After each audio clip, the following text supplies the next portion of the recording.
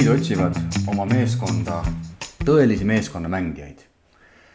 Inimesi, kes oskavad teistega suhelda, oskavad läbi saada, tahavad aidata meeskonnal edukaks saada, on valmis ohverdama enda huvid, mõnikord ka enda vajadused meeskonna vajaduste nimel, on järeleandlikud ja mis kõige tähtsam, nad rõõmustavad meeskonna ühise edu üle rohkem isegi kui oma isikliku edu üle. Kust aga selliseid inimesi leida? Kas sa oled ise üks nendest? Kas su tänases meeskonnas on mõni selline isik, kes kõikidele nendele nõuetele vastab, mis muudab ühe meeskonna mängija ideaalseks meeskonna mängijaks? Ja kas piisab sellest, kui sul on meeskonnas ainult üks selline super meeskonna mängija? Kust leida aga kõik 10, kõik 15, sõltuvalt sellest, kui palju sul osakonnas on liikmeid. Niisiis, see on nagu päris keeruline küsimus, päris suur väljakutse, sest et lõppkokkuvõttes meeskond ilma nende liikmeteta on ainult ju selle osakonna nimetus, nimi ja ainult need inimesed koos moodustavad meeskonna. Nüüd see viis, kuidas ma enda töös lähenen meeskonna defineerimisele, on suhteliselt lihtne. Ma kasutan 2 tingimust. Ühelt poolt kõikidel inimestel grupis peab olema päriselt üks ja sama eesmärk, mis tähendab seda, et see meeskonna ühine edu või ühine tulemus ei tohiks olla ainult midagi, mida võib-olla teatakse peast, räägitakse koosolekul ja võib-olla suudetakse isegi seda meeles pidada, kui küsitakse, vaid see peaks olema midagi, mis inimestel päriselt südames on. Ehk siis kõikidel inimestel peab olema kindlustunne üksteise suhtes, et see inimene tahab sama asja, mida mina. Ehk siis, kuna mina tahan näiteks aidata sellel meeskonnal paremaks muutuda ja edu saavutada, siis mul peab olema kõikide inimeste suhtes see kindlustunne, et need inimesed tahavad sama asja. Kui mul on kellegi suhtes vähimgi kahtlus, et äkki tema enda isiklikud huvid tunduvad talle olevat tähtsamad kui meie meeskonna ühine huvi, siis see juba tekitab minust teatava sellise nagu usalduse languse, sest ma ei tea, kas mina oma huvidega, oma lähenemisvaadetega saan temaga nagu samale tasemele, sellepärast, et kui mina näen asju niimoodi ja lähtun meeskonna huvist, siis tema võib-olla näeb asju naamoodi ja lähtub oma isiklikust huvist, aga ta ei pruugi seda välja öelda. Sest et avalikult kõik teevad seda nägu, et ja muidugi meeskonna ühine huvi. Aga see, kui sa vaatad inimesi päris elus, see, kuidas nad käituvad, millest nad räägivad, mis hoiakud neil on, seal tekib see kõhklus. Niisiis, esimene tingimus on see, et mul peab olema 100% kindlustunne kõikide isikute suhtes, et neid huvitab sama asi, meeskonna ühine edu. Ja sellest tulenevalt kohe teine tingimus. Meeskonna liikmed peavad tundma vastutust selle ühise eesmärgi saavutamise eest. Ma võin olla suvalise meeskonna liige ja tunda vastutust ainult oma isikliku töö eest. Sest et lõppkokkuvõttes mul on kuskil tööleping, mul on kuskil ametijuhend, seal on terve rida tööülesandeid ja vastutusalasid ja minu vastutusala võibki minu jaoks piirduda. Et mina enda asjad teen ära ja kui mul need asjad on tehtud, aga keegi mind ei saa nagu vastutavana hoida selle eest, mis toimub meeskonnas. Ja põhimõtteliselt ei saagi. Aga kui nüüd kõik meeskonna liikmed tunnevad ainult vastutust selle oma isikliku töölõigu eest ja ainuke, kes tunneb siis sellist kollektiivset vastutust, on meeskonna juht, siis hakkabki sealt tegelikult selline lõhenemine pihta, sest et inimestel kaob ära julgus ja soov üksteist vastutavana hoida. Kui inimesed tunnevad ennast vastutavana grupi ühise eesmärgi eest, siis nähes, et keegi piltlikult öeldes nagu lohistab jalga, siis ollakse ka altimad sekkuma ja meelde tuletama. Sest et ma tunnen, et kui see inimene ei tee oma osa ära, siis ka minul on raskem seda ühist eesmärki saavutada. Niisiis, kui sul on tagatud see, et sinu meeskonnas on tõesti inimesed, kellel on sama eesmärk ja kõik tunnevad ühist vastutust, siis sellise meeskonnaga on ka super lihtne koostööd teha ja ühiseid eesmärke saavutada. Häda nüüd ongi selles, et see ei ole loomulikult praktikas nii lihtne. Olles tänaseks 10+ aastat erinevate meeskondadega sadu motivatsioonikoolitusi, meeskonnakoolitusi ja ka juhtimiskoolitusi läbi viinud. Ma olen kohtunud väga erineva näoga meeskondadega ja ma julgen öelda, et ka kõige justkui paremas seisus olevates meeskondades on alati keegi, keda võib siis nimetada selliseks väikeseks nagu tõrvatilgaks meepotis. Keegi, kelle suu lahti tegemiseni tundub kõik olevat super hästi ja siis see, kuidas ta asju ütleb ja see, mida ta ütleb ja see, kuidas ta võib-olla lõikab sisse kellelegi, see nagu kogu ruumis tekitab korraks sellise wow. Aga samal ajal ta võib olla väga-väga hea spetsialist näiteks. Ja seetõttu siin on neid erinevaid kihte ja tahke ideaalse meeskonna komplekteerimisel nii palju, et kahtlemata ühist ja sellist ühtset valemit ei ole. Nüüd selline mees nagu Patrick Lencioni, üks väga-väga tunnustatud juhtimisekspert, siin mõned aastad tagasi andis välja raamatu Ideaalne meeskonna mängija. Ja see ei ole siis selline teoreetiline käsitlus, vaid ta on 30 aastat erinevate väga tuntud organisatsioonidega koostööd teinud, eelkõige just juhtmeeskondade tasandil.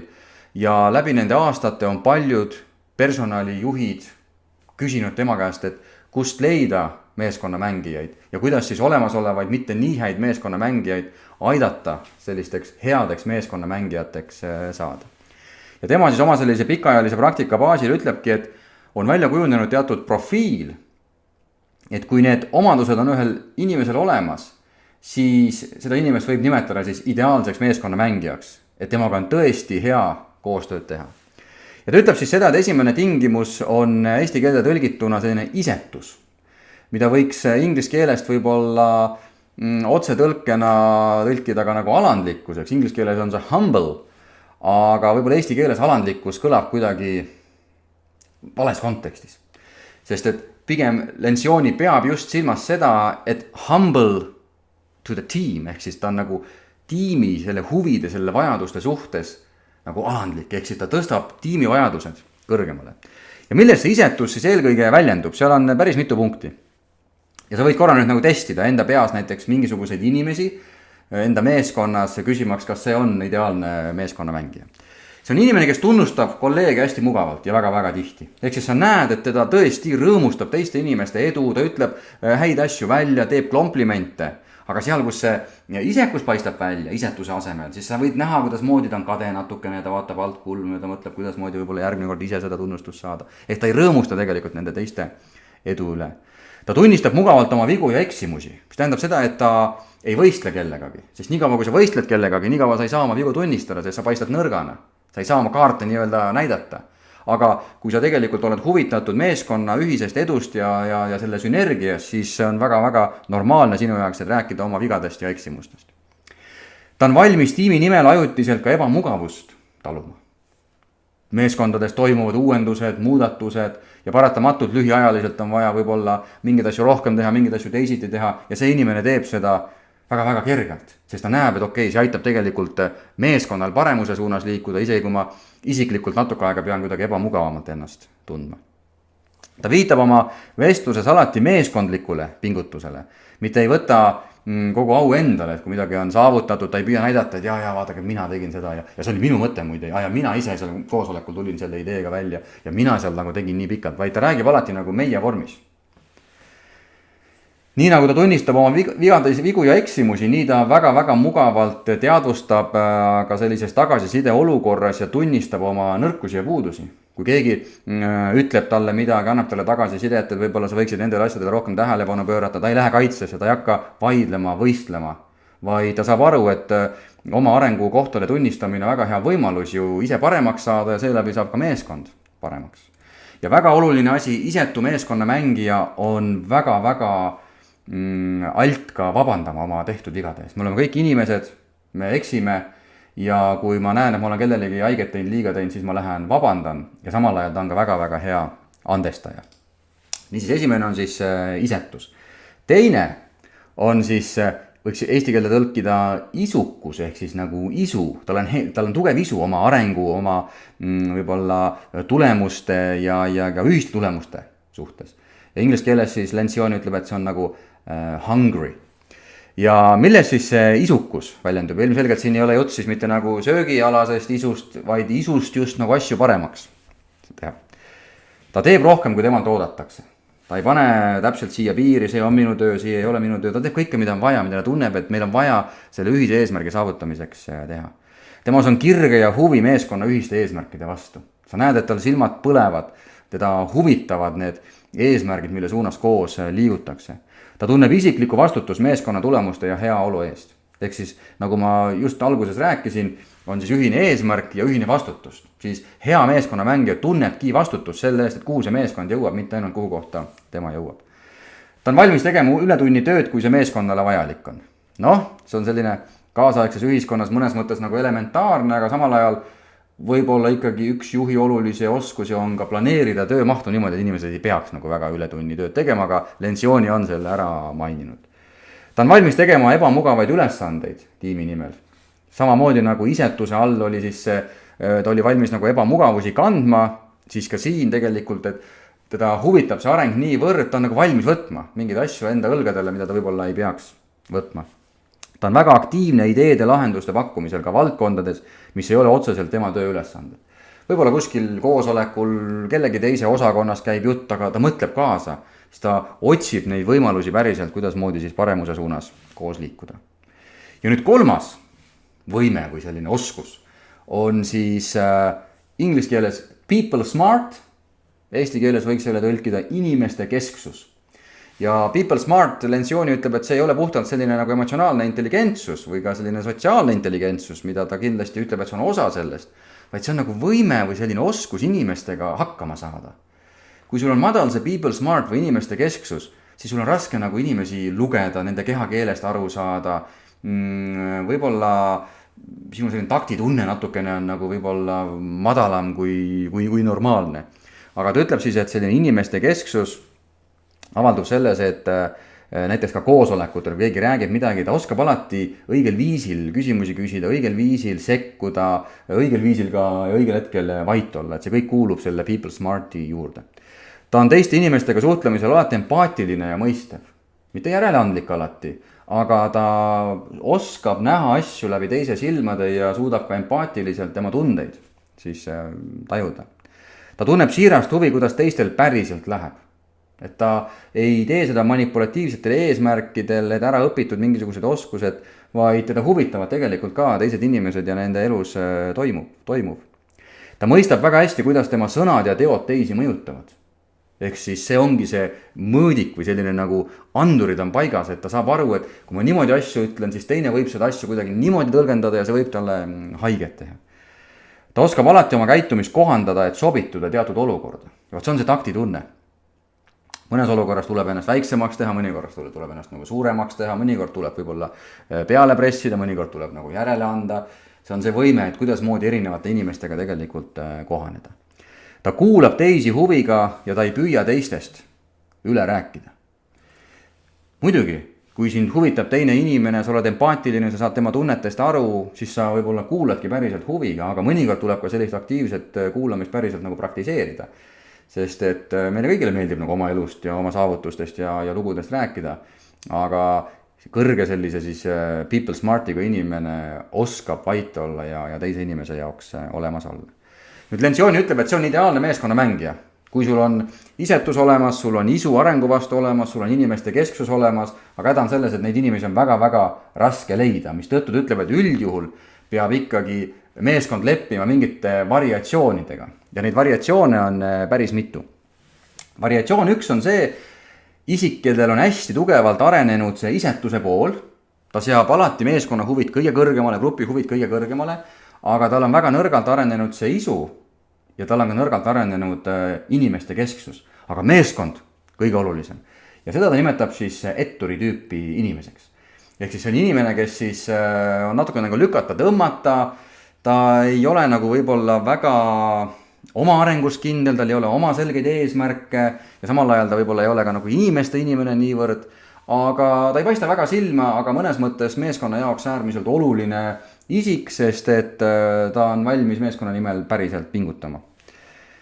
Siis teine variatsioon on see, kui inimesel on olemas ainult isu, ta on väga hungry, puudu on siis see isetus ja puudu on ka inimeste kesksus. Ja seda tüüpi siis Lencioni nimetab buldooseriks. See on see, kellel on ambitsioon, kellel on eesmärgid, aga see on väga enesekeskne.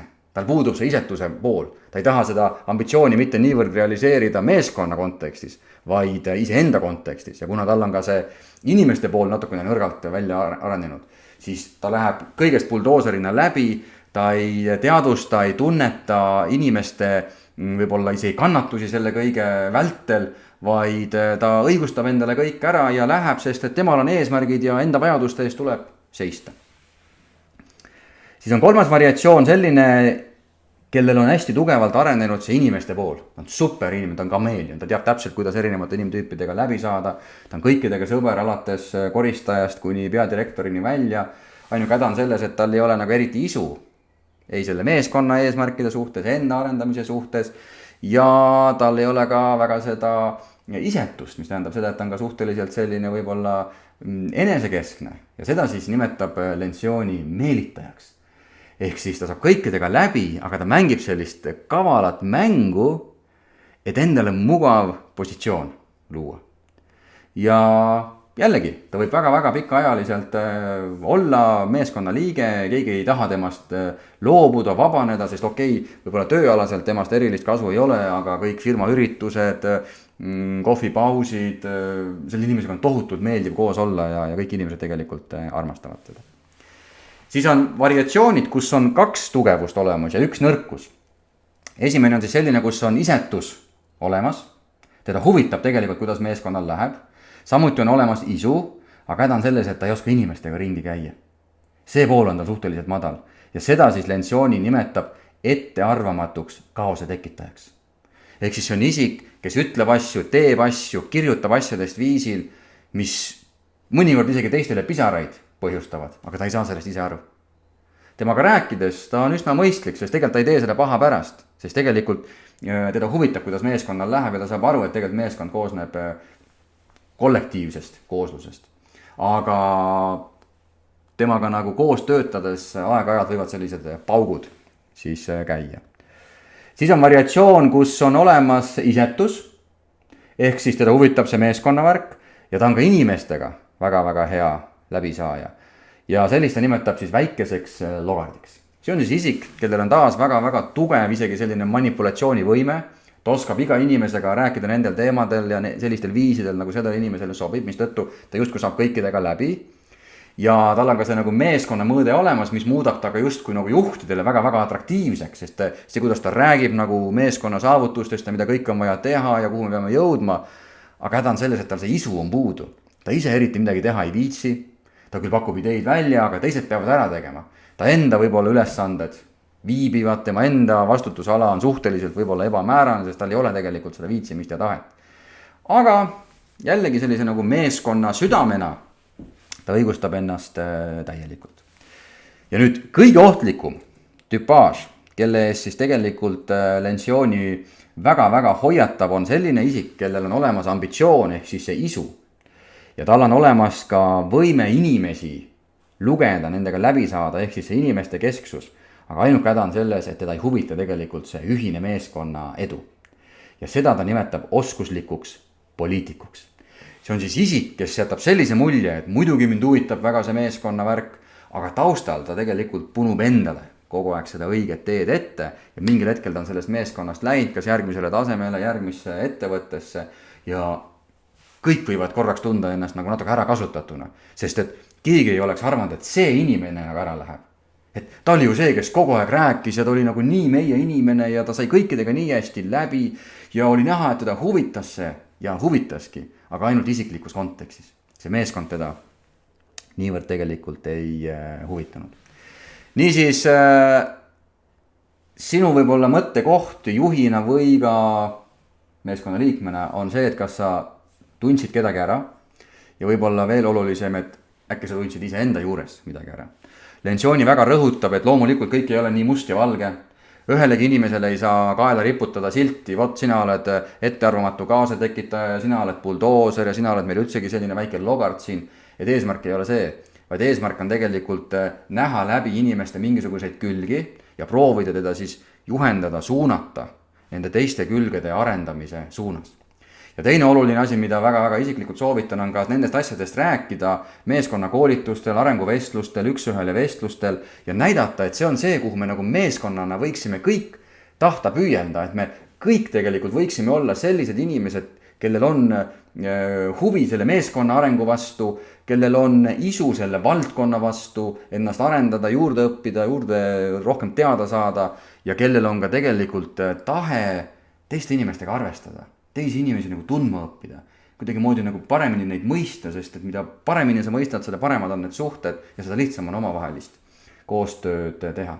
Ja alustagi sellest, et kõigepealt räägi nendest tüüpidest meeskonna koosolekul. Proovi äkki igal ühel paluda ennast hinnata nende alusel, kellena ta ennast eelkõige ära tundis. Selline lihtne arutelu, alusta alati juhina iseendast, et näiteks ma iseenda juures tundsin need asjad ära, küsi teistelt tagasisidet. Kui sa tundsid ennast ära või sul tekkis mõni mõte, siis kindlasti jaga oma mõtteid siin all kommentaarides.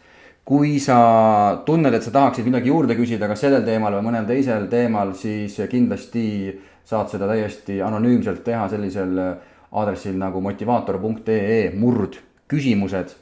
Saada oma juhtimisalane või motiveerimisalane küsimus ja ma hea meelega mõtlen sinuga kõva häälega siin videos kaasa.